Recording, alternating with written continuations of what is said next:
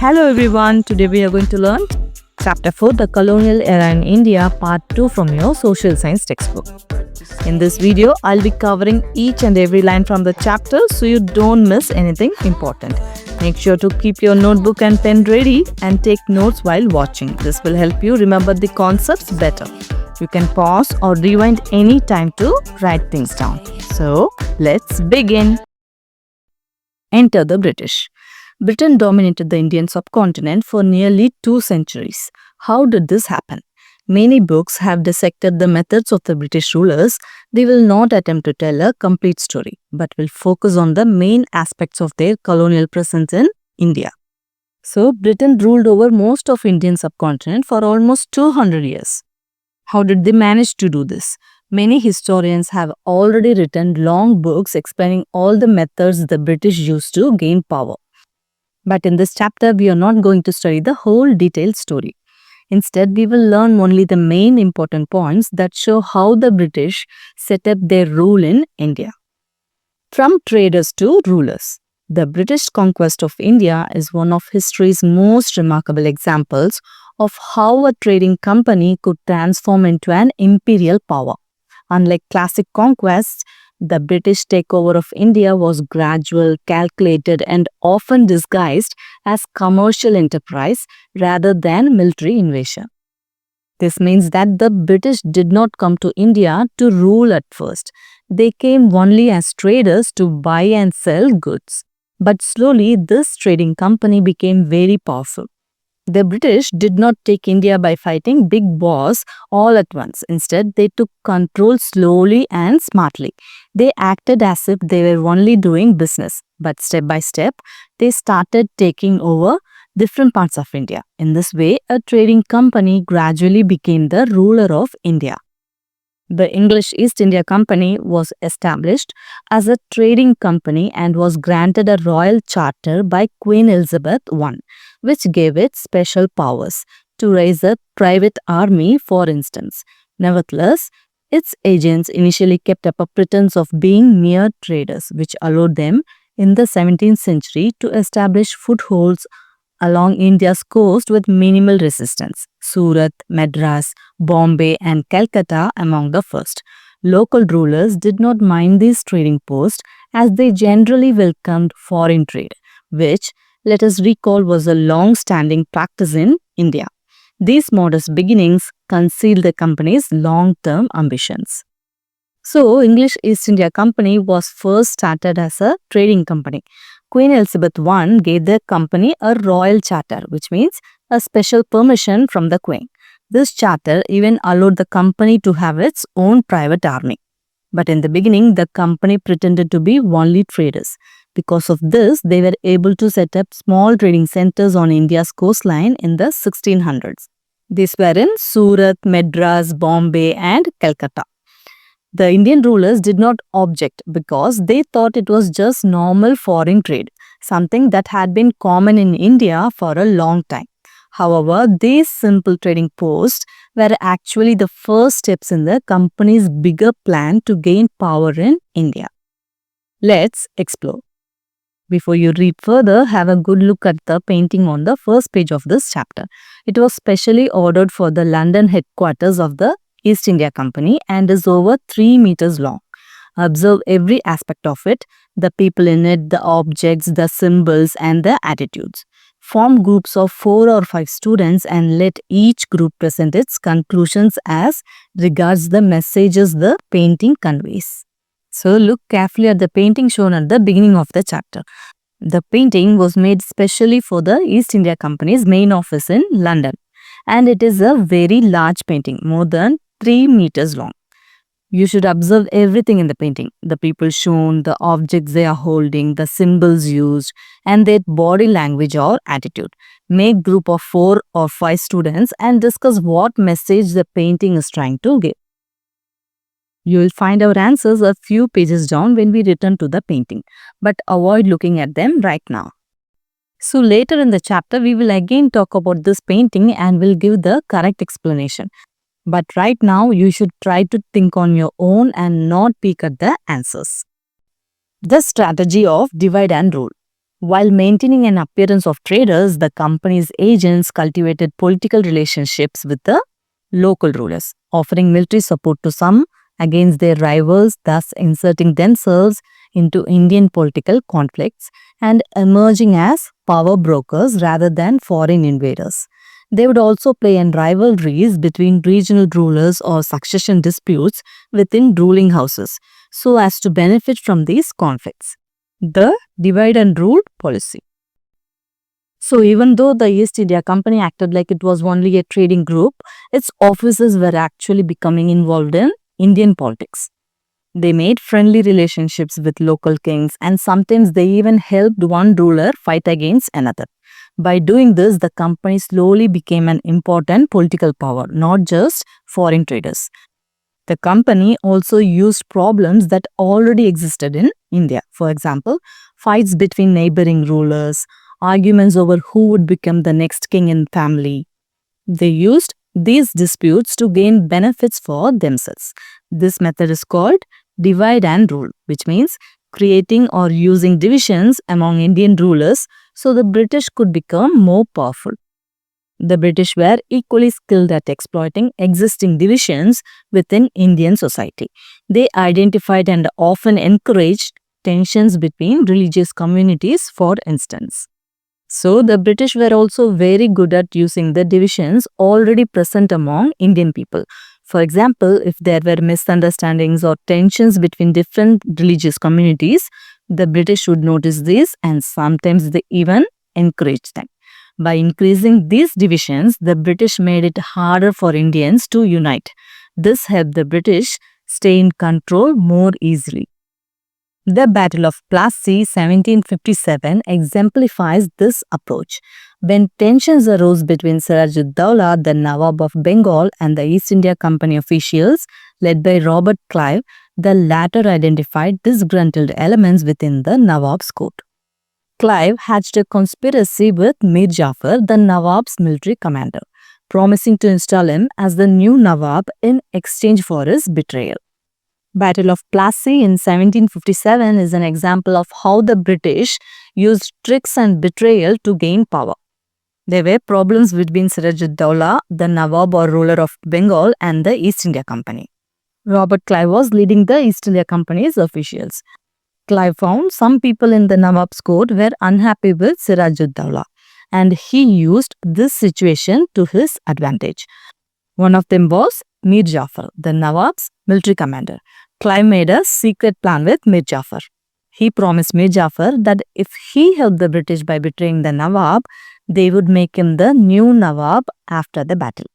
The battle took place at Plassey as the British spelled it, some 150 kilometers north of present-day Kolkata. Some French forces assisted the Nawab, but Mir Jafar's forces, constituting the majority of the Nawab's army, stood aside, ensuring a British victory despite their smaller number. Even today, Mir Jafar in India remains a synonym for traitor. So, what happened during the Battle of Plassey? The battle was fought at a place called Plassey. The British spelled it as Plassey. It is about 150 km north of Kolkata. Siraj-ud-Dowlah had some French soldiers on his side, but the British won the battle because of Mir Jafar's betrayal. Mir Jafar controlled most of the Nawab's army and during the battle, his soldiers did nothing. They just stood aside and did not fight. This made it easy for the British to win even though the British army was much smaller. Because of this betrayal, even today the name Mir Jafar is used in India to refer to a traitor, someone who cheats their own people. Figure 4.7. Clive leading the East India Company's troops at Plassey 1757, painting by William Heath 1821.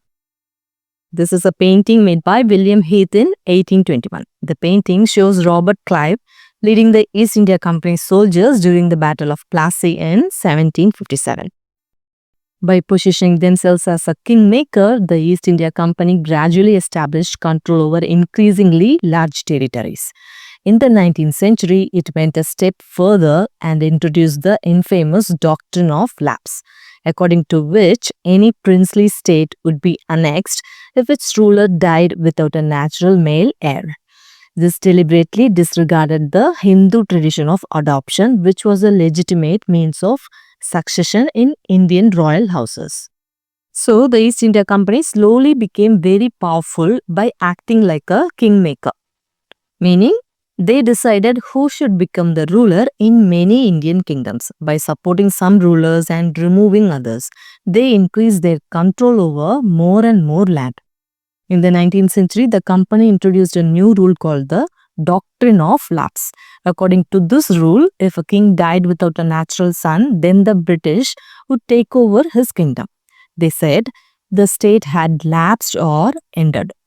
But this rule was unfair because in Indian tradition, especially among Hindu rulers, a king could adopt a son and that adopted son was accepted as the next ruler. The British ignored this tradition on purpose just to take over more Indian states. Don't miss out. In the Indian context, a princely state was a region that remained under the rule of an Indian prince, Maharaja or Nawab, but which had accepted British protection and guidance in exchange for maintaining internal autonomy. There were hundreds of them, from large ones such as Hyderabad, Mysore, Travancore or Jammu and Kashmir to smaller ones. At the time of India's independence, there were over 500 princely states covering about 40% of the subcontinent. So, a princely state was a region that was ruled by an Indian king such as Prince, Maharaja or Nawab. These rulers were allowed to keep control over their own internal matters, for example, local laws, customs and administration. But in return, they had to accept British protection and advice. This means the British controlled important matters like defense and foreign relations, while the Indian ruler managed day-to-day affairs. There were many princely states. Some were very big like Hyderabad, Mysore, Travancore and Jammu and Kashmir, while others were quite small. By the time India became independent in 1947, there were more than 500 princely states and they covered about 40% of the Indian subcontinent. The Doctrine of Lapse led to the annexation of numerous states, contributing to the expansion of the territorial control of the British. This created much resentment in sections of Indian society and contributed to the 1857 rebellion, to which we written below. So, the Doctrine of Lapse helped the British take over many Indian kingdoms. Because of this rule, if a king had no real son, the British would annex, that is, take over his state. This made the British Empire in India grow larger and larger. However, this policy made many Indians angry and unhappy. Kings, nobles, soldiers and ordinary people felt the British were being unfair and disrespecting Indian traditions. This anger was one of the major reasons that led to the revolt of 1857, which you will learn about later in the chapter. Another stratagem known as Subsidiary Alliance was to install a British resident in the courts of Indian rulers to protect them against internal or external threats.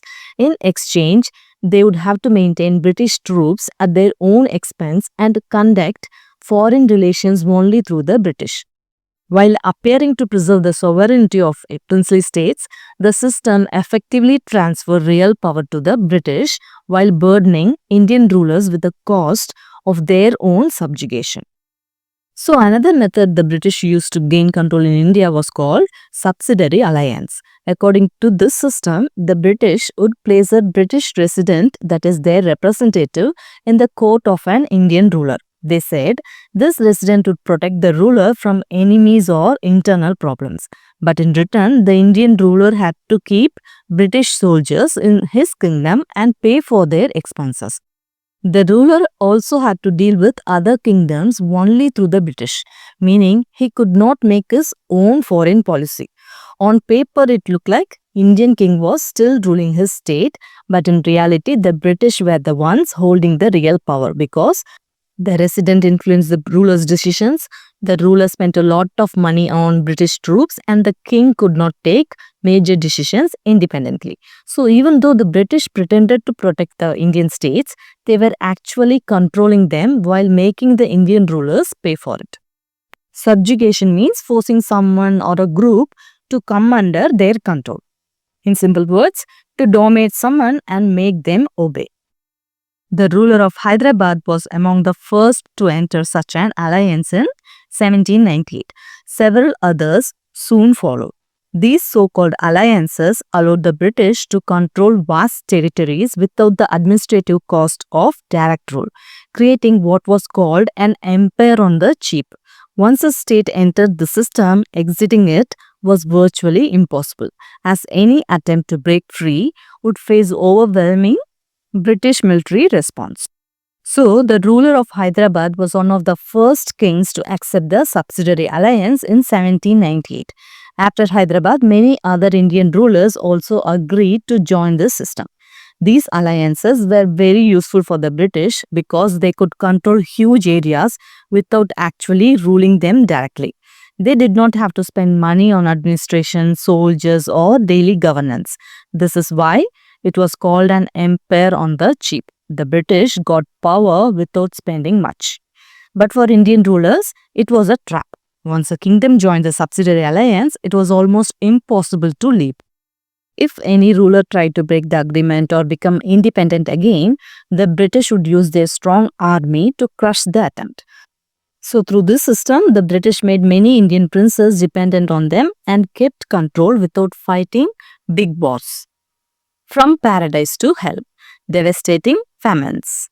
Devastating famines means very severe food shortages where many people do not have enough food to eat.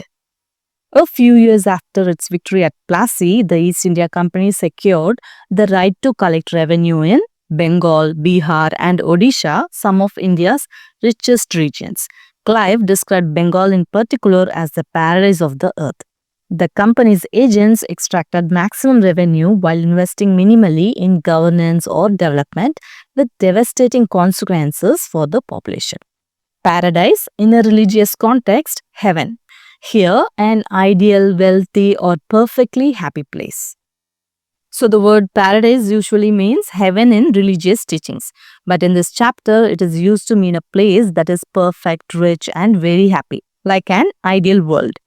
So here, paradise is a very beautiful, wealthy and perfect place, not the religious heaven. So, a few years after the British won the Battle of Plassey, the East India Company got the right to collect taxes, that is revenue, from three very rich regions, Bengal, Bihar and Odisha. Robert Clive, the British officer, called Bengal the paradise of the earth because it was extremely rich and fertile. But after getting control, the company became very greedy. Its officers collected as much money as possible from the people. At the same time, they spent very little on improving the area. There is no help for farmers, no development, no proper administration. Because of this, the people suffered terribly. Heavy taxes, no support and neglect by the company led to devastating famines where many people died due to lack of food. In 1770 to 1772, coming on top of 2 years of crop failure, the harsh revenue collection targets imposed by the East India Company in Bengal, requiring farmers to pay a high rate of cash taxes on the produce of their lands, regardless of harvest conditions, caused a catastrophic famine which killed nearly 1/3 of its population, or an estimated 10 million people. So between 1770 and 1772, Bengal faced a terrible situation. For 2 years, the crops had failed because of bad weather. Farmers did not have enough food and were already struggling. But instead of helping, the East India Company continued to demand very high taxes from the farmers. These taxes had to be paid in cash, no matter how poor the harvest was. Even if farmers grew almost nothing, they still had to pay the same amount.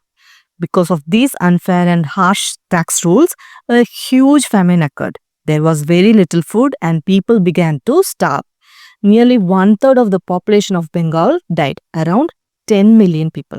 This famine was one of the worst in Indian history. Catastrophic means extremely harmful, disastrous, or causing great damage. In fact, the company maintained harsh revenue collection targets, even increasing the land tax during the famine. Such cruelty was denounced later not only by the Indian personalities but by some British officials and public intellectuals such as William Digby, whom we quoted at the start of this chapter. So the East India Company was extremely cruel and greedy. Even when the famine was happening and people were dying, the company did not reduce taxes. In fact, they increased the land tax, making the situation even worse for farmers. Because of this heartless behavior, many people later criticized the company. Not only Indian leaders spoke against it, but even some honest British officials and writers said that the company's actions were wrong. One such person was William Digby, who was mentioned earlier in the chapter. For instance, a century later, W. Hunter, an official, wrote, "While the country every year became a total waste, the English government constantly demanded an increased land tax.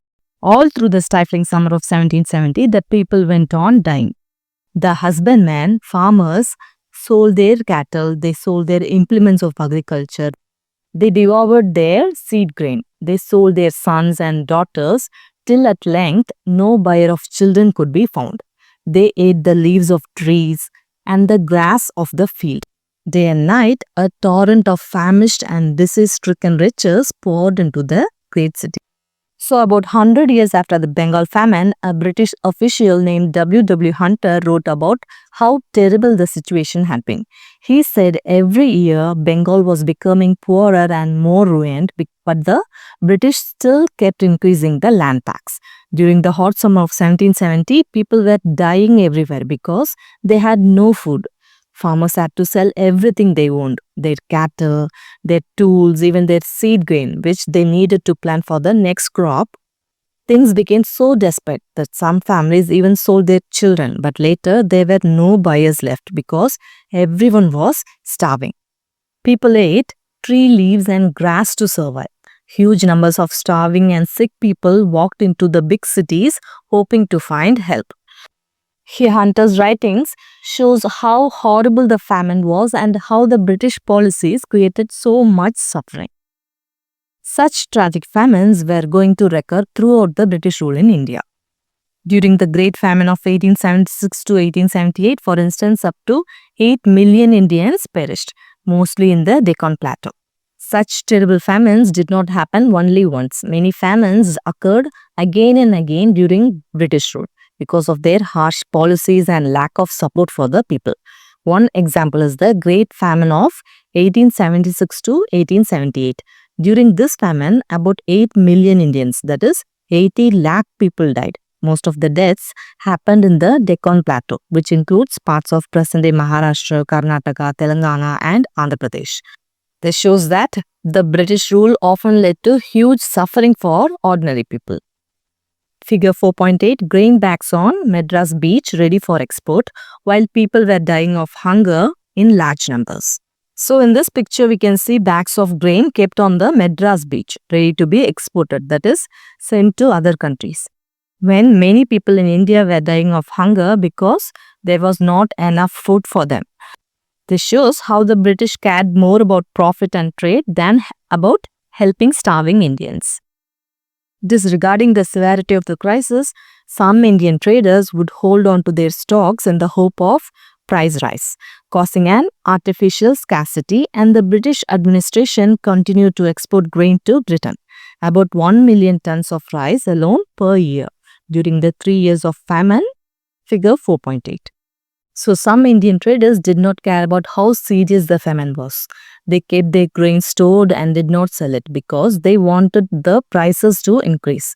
This created a fake shortage of food, making the famine even worse.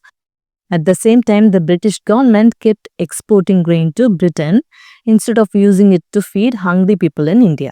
In just 3 years of the famine, they sent about 1 million tons of rice to Britain every year. Figure 4.9, people waiting for famine relief in Bangalore, today Bengaluru, during the 1877 famine, illustrated London News. This picture shows people waiting in Bangalore, now called Bengaluru, during the famine in 1877. They were waiting to receive famine relief, which means food or help given by the government because people had no food to survive. Apart from the factors mentioned above, the British economic policy of free market, which left prices of commodities free to fluctuate, contributed to the severity of the famines. Thus, Lord Lytton, Viceroy of India during the 1876 to 1878 famine, issued an order that there is to be no interference of any kind on the part of the government with the object of reducing the price of food. At the same time, in 1876, at the height of the Great Famine, Lytton organized an extravagant darbar in Delhi which involved a week-long feast for 68,000 officials, satraps and maharajas. So apart from all other reasons, the British policy of free market also made the famines worse. In this policy, the government did not control the prices of essential goods. Prices were allowed to rise or fall on their own. Because of this, during the famine, the price of food increased so much that poor people could not buy anything. Lord Lytton, the Viceroy of India during the 1876 to 1878 famine, even gave an order saying that the government should not try to reduce food prices in any way. This made the suffering of the people even worse. Shockingly, during the same time in 1876, when millions were starving, Lytton organized a grand darbar in Delhi, which included a week-long feast for about 68,000 officials, rulers and princes. While people were dying of hunger, the British rulers spent huge amounts of money on celebrations. Precise numbers of severe famines during the entire British rule vary from a dozen to over 20. According to several famine commissions and other reports, it has been estimated that the total number of human victims, since millions of cattle and other animals also died, is anywhere between 50 and 100 million, nearly the number of deaths caused by World War II. So historians do not fully agree on the exact number of major famines that occurred during British rule, but estimates range from about 12 to more than 20 severe famines. Reports of various famine commissions show that these famines were extremely destructive. It is estimated that between 50 million and 100 million people died because of them. This number includes only human deaths. Millions of cattle and other animals also died.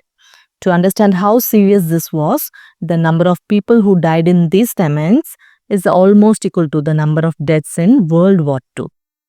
The British administration did open famine relief camps in some cities, figure 4.9, but far too few, with inadequate supplies. Some officials argued that famine relief should be deliberately kept very low. The Famine Commission of 1878 to 80, for example, stated the doctrine that in time of famine the poor are entitled to demand relief would probably lead to the doctrine that they are entitled to such relief at all times.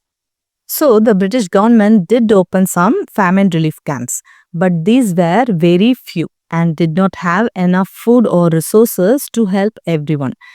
Some British officials even believed that relief should be purposely kept limited. For example, the Famine Commission of 1878 to 80 stated that if poor people were allowed to demand help during a famine, they might later think they could demand help all the time. This shows the lack of compassion in British policies and how their mindset made the suffering even worse. We should note that famines in India had occurred throughout history, caused by droughts, floods, military campaigns and other factors, but never on such a scale. During the colonial era, India, especially rural India, sank into deep poverty and never recovered. So, famines had always happened in India in earlier times too, due to natural causes like droughts, floods, wars or other disruptions. But they were never as massive or deadly as the famines during British rule. Under colonial rule, India, especially the villages where most people lived, became extremely poor. The economy was damaged so badly that India could not recover from this long period of exploitation and suffering. The drain of India's wealth. As we saw earlier, economic exploitation of India formed the foundation of British colonial policy. In 1895, the US historian and political scientist Brooks Adams noted, so, as we saw earlier, the economic exploitation of India was at the very core of British colonial policy. The British aimed to take wealth from India to strengthen their own economy. In 1895, the American historian and political thinker Brooks Adams observed this and wrote an important remark. Very soon after the Battle of Plassey, the Bengal plunder began to arrive in London, and the effect appears to have been instantaneous. For all authorities agree that the Industrial Revolution began with the year 1760. Possibly, since the world began, no investment has ever yielded the profit reaped from the Indian plunder. So, soon after the Battle of Plassey, the huge amount of wealth taken from Bengal started reaching London. The effect was immediate. Many experts agree that the Industrial Revolution in Britain began around 1760 because of this wealth. In the history of the world, no other investment has ever given such a huge profit as the money Britain got from India. In other words, according to Adams, the Industrial Revolution in Britain, which required much investment, was made possible at least partly by the stolen wealth from India. This praise is by the US historian Will Durant. In other words, according to Brooks Adams, the Industrial Revolution in Britain, which needed a lot of money, became possible partly because of the wealth taken from India. The US historian Will Durant even called this money stolen wealth from India. So, Britain could build factories, machines and industries because they used the money they got by exploiting India. So, India's wealth helped Britain become a powerful industrial nation.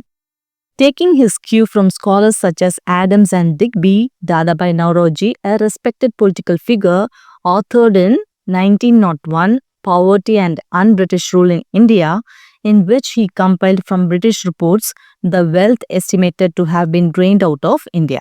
About the same time, Ramesh Chandra Dutt, a historian, did a similar exercise in his economic history of India. So, taking ideas from writers like Adams and Digby, Dadabhai Naoroji, a well-known Indian political leader, wrote a book in 1901 called Poverty and Un-British Rule in India. In this book, he collected information from British government records to calculate how much wealth was being taken out of India by the British. Around the same time, Ramesh Chandra Dutt, an Indian historian, did a similar study in his book, Economic History of India, showing how British policies caused India's economic decline. All these studies showed that the colonizers had extracted many billions of pounds from India. A more recent estimate by Utsa Patnaik for the period 1765 to 1938 comes to 45 trillion US dollars in today's value, or about 13 times Britain's GDP in 2023. This was extracted not just through taxes, but by charging Indians for the colonial powers' expenditures on building the railways, the telegraph network, and even on wars. So, all the studies by Naoroji, Dutt, and others showed that the British took huge amounts of money from India. A modern estimate by Utsa Patnaik calculates that between 1765 and 1938, the British extracted the equivalent of 45 trillion US dollars today. To give you an idea, that is about 13 times the size of Britain's economy in 2023. This wealth was taken not only through taxes but also by charging Indians for the cost of British projects, such as building railways, telegraphs, and even wars. Essentially, Indians were paying for Britain's development and military campaigns while their own country remained poor. Had this wealth remained invested in India, it would have been a very different country when it attained independence. So, if all the wealth taken by the British had stayed in India instead of being sent to Britain, India would have been much richer and more developed by the time it became independent in 1947. In other words, India's poverty and underdevelopment were direct results of British exploitation. Let's explore.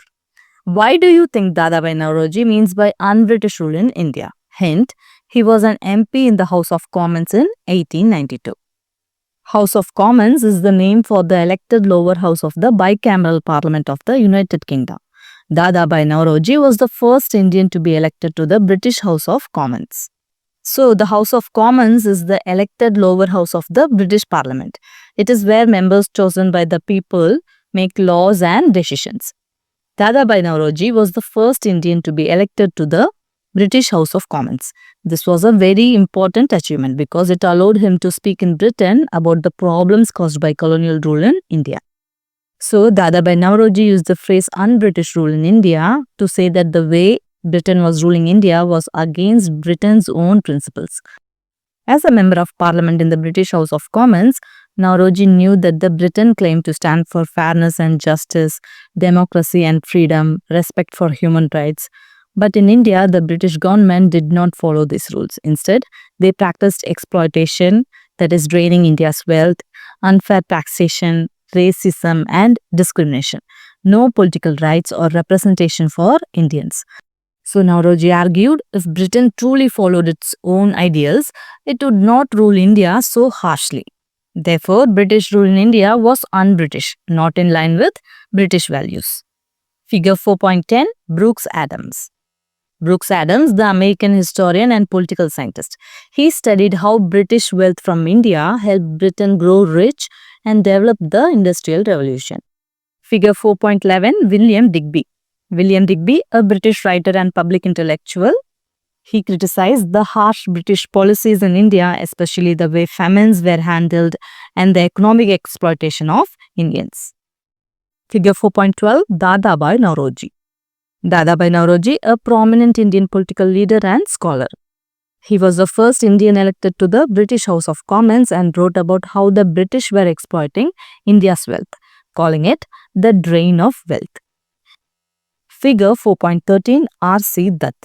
Ramesh Chandra Dutt or R.C. Dutt, an Indian historian and economist, he wrote about the economic history of India and studied how the British were draining wealth from India, which caused poverty and underdevelopment. Think about it. Let us return to this painting, figure 4.14, but now with clues to its symbolism. Note how Britannia, a symbolic figure for Britain, sits higher than the colonies, pointing to her superior power. Contrast with the lower position and bent posture of the colonies. Did they really offer their wealth or did Britain seize it by force or ruse? Note also the Indians' dark complexion in contrast with that of Britannia, reflecting the belief in the superiority of white people over the dark-skinned natives. So, look closely at the painting figure 4.14 and understand what it symbolizes. Britannia represents Britain. She is shown sitting higher than the colonies, which shows that Britain had more power and control. The colonies are shown lower and bent, suggesting they were submissive or controlled. The painting asks an important question. Did the colonies really give their wealth willingly or did Britain take it by force or trickery? The dark skin of the Indians compared to Britannia's lighter skin reflects the racist belief at the time that white people were superior to dark-skinned people. In short, the painting shows the unequal power relationship between Britain and its colonies and the idea of white superiority used to justify colonial rule. Britannia with the lion symbolizing power. The lion is a symbol of strength and power. So the lion emphasizes Britain's dominance and authority over India and other colonies. God Mercury symbolizing commerce and travel. Mercury is the Roman god of trade, commerce and travel. It emphasizes how the British profited from trade, wealth and resources from the colonies. Old Father Thames symbolizing London. Old Father Thames represents the River Thames in London, which is a symbol of Britain's capital city. Two dark figures, Indians offering bales of cotton. So two dark-skinned figures, probably representing Indians, are shown offering bales of cotton. This represents the wealth and resources that India was giving or forced to give to Britain. The figures' dark skin contrast with Britannia's lighter skin, showing that the racial hierarchy the British believed in, that white people were superior. Cotton symbolizes India's rich natural resources and trade goods that the British exploited. We can also see animals from India. The elephant and camel appear behind Mercury. India offering pearls and jewels. The East India Company's naval power. These ships symbolize how the company could enforce its power overseas, transporting goods and securing colonies. China offering a precious jar. which shows that Britain was not only taking wealth from India but also profiting from trade with other parts of Asia. So with this, we have completed the part 2 of the chapter, the colonial era in India. I hope you found it easy to understand. If you want to see more videos like this, don't forget to like, share and subscribe to our channel. Thanks for watching. We will see you again in our next video. Bye bye.